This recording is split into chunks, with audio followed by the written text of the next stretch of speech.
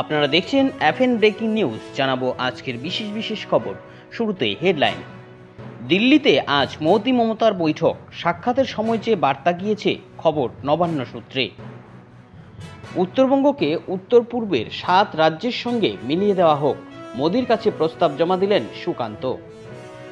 অসহায় বাংলাদেশিদের আশ্রয় দেওয়া হবে, মমতার বিতর্কিত মন্তব্যে চোটে লাল বাংলাদেশ, হাসিনার বড় অ্যাকশন।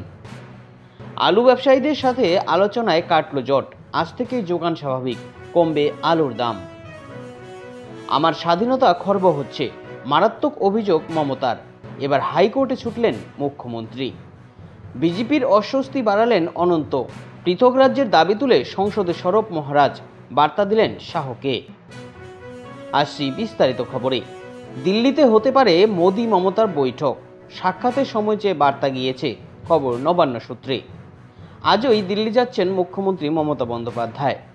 প্রধানমন্ত্রী নরেন্দ্র মোদীর সাথে বৈঠক করতে চেয়ে তার তরফে সময় চাওয়া হয়েছে বলে প্রশাসন সূত্রে খবর। মোদীর সঙ্গে বৈঠকে মমতা রাজ্যের দাবি দাওয়া নিয়ে সরব হবেন, সেই মর্মে তথ্য তৈরি রাখা হচ্ছে।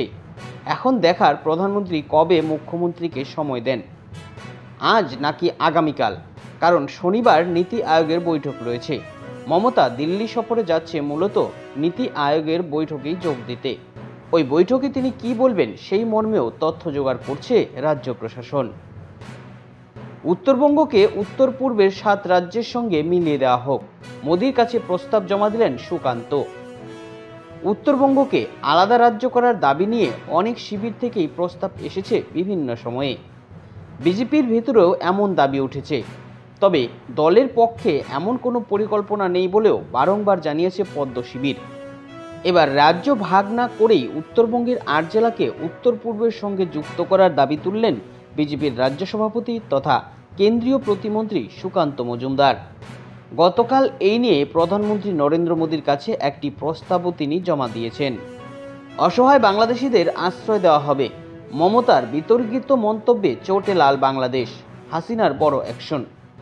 রাজ্যের মুখ্যমন্ত্রী মমতা বন্দ্যোপাধ্যায়ের বিতর্কিত মন্তব্যের প্রেক্ষিতে এবার পদক্ষেপ গ্রহণ করল বাংলাদেশ।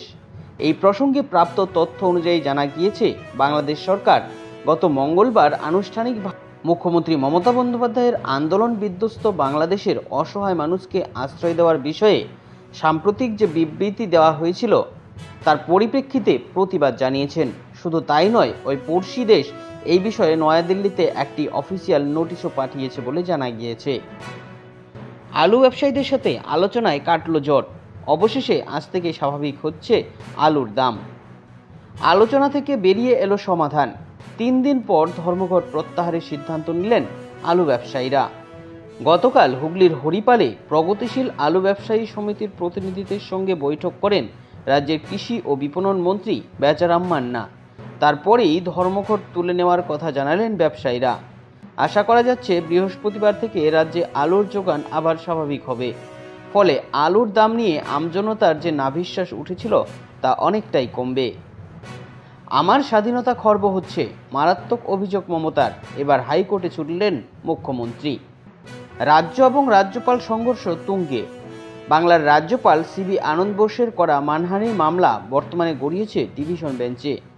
সেখানেই হাইকোর্টের সিঙ্গেল বেঞ্চের নির্দেশে তার বাক স্বাধীনতা খর্ব হচ্ছে বলে ডিভিশন বেঞ্চে আর্জি জানালেন মুখ্যমন্ত্রী মমতা বন্দ্যোপাধ্যায়। সম্প্রতি মুখ্যমন্ত্রীর বিরুদ্ধে কলকাতা হাইকোর্টে মানহানির মামলা করেছিলেন রাজ্যপাল সিবি আনন্দ বোস। বিচারপতি কৃষ্ণা রাওয়ের এজলাসে এই মামলার শুনানি চলছিল এতদিন। বিজেপির অস্বস্তি বাড়ালেন অনন্ত, পৃথক রাজ্যের দাবি তুলে সংসদে সরব মহারাজ, বার্তা দিলেন শাহকে।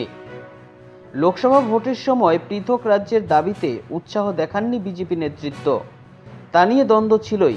ভোটের পর আরও চওড়া হয় সম্পর্কের ফাটল। এই পরিস্থিতিতে এবার সংসদেই গ্রেটার কোচবিহারের দাবিতে সরব হলেন বিজেপির রাজ্যসভার সাংসদ অনন্ত মহারাজ। সেই সঙ্গে বার্তা দিলেন কেন্দ্রীয় স্বরাষ্ট্রমন্ত্রী অমিত শাহকে, যা স্বাভাবিকভাবেই অস্বস্তিতে ফেলেছে পদ্ম শিবিরকে। যদিও অনন্তের এই দাবিতে দল যে পাশে নেই তা স্পষ্ট করে দিয়েছেন মুখপাত্র শ্রমিক ভট্টাচার্য। এই ছিল এখনকার মতন খবর। পরবর্তী খবর পেতে আমাদের সঙ্গে থাকুন।